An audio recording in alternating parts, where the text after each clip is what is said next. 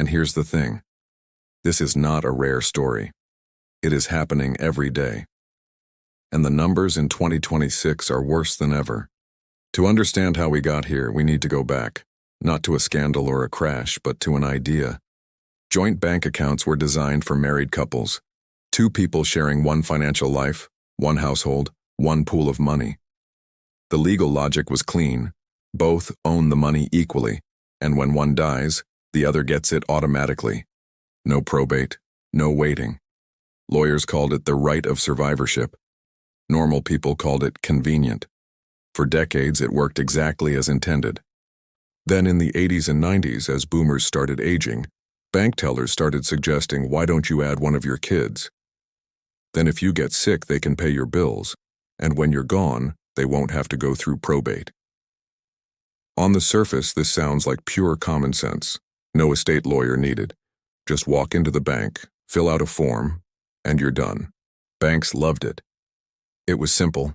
It was free. It kept accounts active across generations. Tellers recommended it constantly, often with a smile and zero legal disclaimer. But here's what almost nobody told those parents, and what almost nobody is telling parents right now in 2026. The moment you add your child to your bank account, you have legally given them half ownership of every single dollar. And you have also accepted legal exposure to every debt, lawsuit, judgment, and financial catastrophe that follows them. Let that sink in for a moment, because the implications go much deeper than most people realize. Here's how the trap actually works, step by step, because understanding the mechanism is what saves you. When you add your adult child to your bank account, you are not making them a helper. You are not giving them signing authority. You are not creating a limited power of attorney. Under the law, you are making them a co-owner of that account with full and equal legal rights to every dollar. This creates three specific vulnerabilities. Vulnerability number 1, creditor access. If your child has a creditor, a credit card company, or a loan lender, they can often levy your joint account. The burden of proof can fall on you, the parent, to prove the money isn't theirs. Proving the negative while your account is frozen and your rent check is bouncing is a nightmare. Vulnerability number 2, divorce. This one blindsides parents constantly. Your joint account shows up in discovery. It may be treated as a marital asset. Vulnerability number 3, your child's bankruptcy. The trustee has an obligation to look at every asset. The trustee may freeze it or claim it, delaying your access to your own money for months. And here's the part that's maddening. None of these scenarios require your child to be a bad person. A business can fail. A marriage can collapse. A medical emergency can create unpayable debt. And when it does, your money you worked for, is sitting there fully exposed. Now here's where the story shifts from historical warning to present-day emergency in 2026. 3 forces have converged to make this problem dramatically worse than it has ever been before. Force 1. The debt crisis has reached a new generation. Total consumer debt in the United States crossed $18 trillion in early 2026. Credit card delinquency rates among adults aged 25 to 44 hit levels not seen since the aftermath of the 2008 financial crisis. Student loan defaults have resumed after years of policy intervention. Personal loan delinquencies are climbing. More adult children are carrying more debt than any generation in recent history. This matters to you as a parent because the more financially stressed your child is, the higher the probability that a creditor will get a judgment. And the higher that probability, the more exposed your joint account becomes. Force 2. Litigation has become a standard business model. Debt collection has industrialized. Creditors routinely sell unpaid debts to collection agencies for pennies on the dollar. Those agencies have sophisticated legal departments specifically designed to pursue judgments and locate assets. They are very good at finding joint bank accounts. They are very good at moving quickly once they do. The average time between a creditor filing for a judgment and a bank account being levied has dropped significantly over the past decade. In some states, accounts can be frozen within days of a judgment being entered, often before you even know a lawsuit was filed. Force 3. Parents are living longer and carrying more savings. The demographic reality is that more older Americans have more money in bank accounts than ever before. Between retirement savings, home equity, and inheritances, many in their 60s to 80s are sitting on substantial liquid assets. And they're being encouraged, by banks, media, and friends, to add family members to those accounts for convenience. The collision of a debt-stressed younger generation, aggressive litigation, and asset-rich older Americans has created a perfect storm. And the legal system, as it currently stands, provides almost no automatic protection to the parent in this scenario. Let me tell you about a few more situations because the range of how this plays out is broader than most people expect. There's the case of a retired couple in Florida who added their daughter to their account to help pay bills after a stroke. The daughter had a pending lawsuit from a car accident 2 years earlier. The couple didn't know about it. When the judgment came in, their $180,000 in savings was partially seized. The daughter was heartbroken. She had no idea her parents' money was at risk. But the law doesn't require intent. There's the case of a widowed father in Texas who added his son to his account while the son was going through a divorce.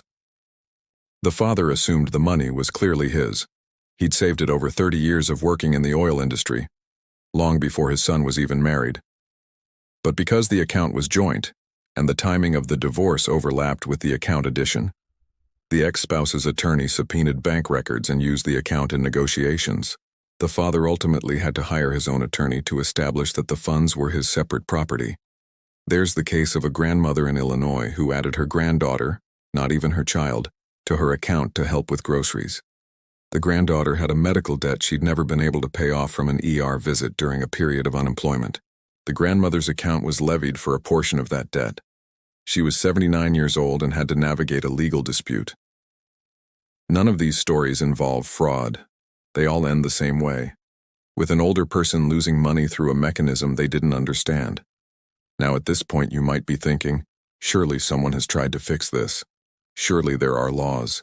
Surely the banks have a solution. Attempt 1. Just talk to your bank about a limited access account.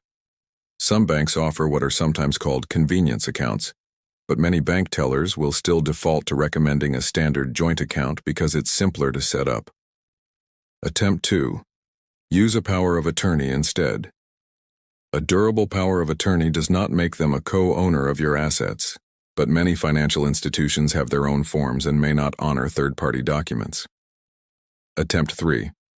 Set up a trust. A revocable living trust is probably the most comprehensive solution, but trusts cost money to set up. The result is a gap. The easy solution is legally dangerous, and in that gap, the trap keeps closing on family after family. So let's get specific, because this video isn't just about warning you, it's about giving you a clear path forward. There are 3 things you should do, and none of them involve adding your child to your bank account. Number 1. Use a payable on death designation. Almost every bank allows you to add what's called a payable on death, or POD, beneficiary to your account. This is completely different from a joint account. Your child's name is attached to the account, but they have 0 ownership while you're alive. The moment you die, the money transfers directly to them. No probate, no court involvement, no waiting. It accomplishes the same inheritance goal. Ask your bank about this by name. I want to add a payable on death beneficiary. Do not let them redirect you to a joint account. Number 2. Execute a durable power of attorney. If your goal is to allow your child to help manage your finances if you become incapacitated, it needs to be done correctly, drafted by an attorney, state-specific, and ideally accompanied by a conversation with your bank about their acceptance policies. Some banks have their own forms. This is a one-time legal cost that protects you significantly. Number 3. Consider a revocable living trust. If you have substantial assets, multiple beneficiaries, real estate, or a complicated family situation, a revocable living trust is the most robust solution available. It costs a fraction of what you stand to lose if a creditor reaches a joint account. The story of the joint account trap is really a story about the gap between common financial wisdom and legal reality. We live in a financial environment that is becoming increasingly adversarial. Debt is more prevalent than at any point in most of our lifetimes. The legal infrastructure around consumer debt collection has become extraordinarily sophisticated at locating and seizing assets. Millions of families are still operating on financial instincts formed in a different era, an era when lawsuits were rarer and slower. It is not absurd anymore. It is the operating reality of the current financial environment. The same gap between folk wisdom and legal reality shows up in other places too. People who put their adult children on the deed to their house to avoid probate, not realizing that triggers gift tax implications. It eliminates the step-up in basis that would have saved their heirs thousands in capital gains taxes. People who name their estate as the beneficiary of their IRA instead of a person, not realizing that destroys tax-advantaged stretch options. People who co-sign loans for their children just to help them get started, not understanding they are now equally responsible for that debt. That debt will appear on their credit report and can follow them into collections if the child defaults. The pattern is the same in every case. A simple action, taken with good intentions without full understanding of the legal consequences. And the consequences often don't appear until years later, when the situation that would trigger them finally arrives. Let me leave you with 3 things to remember from everything we've covered today. First, a joint bank account makes your child a legal co-owner of your money, not a helper, not a caretaker. Every debt they carry, every lawsuit filed against them, every divorce they go through, all of it can potentially reach your account. Second, there are better tools available right now that accomplish every goal a joint account is meant to serve without the creditor exposure. Payable on death designations, durable powers of attorney, revocable living trusts. The reason most people don't use these tools isn't because they're hard to get. It's because nobody explained the alternative was dangerous. Third, the financial environment in 2026 is not the one these habits were formed in. Debt is higher. Litigation is faster. The gap between what feels like common sense and what is actually legally protective has never been wider. How many other financial decisions in your life were made the same way? Quickly. Simply. Because someone you trusted told you it was right. Go talk to an estate planning attorney. Ask your bank about payable on death designations by name. Review your accounts and ask yourself whether the names on them reflect what you actually intend. Legally, not just emotionally. If you have a parent who has done this, share this video with them. Not to alarm them, but to protect them. If this video gave you a new framework or a decision to revisit, hit the like button and subscribe. The next video is one you'll want to see.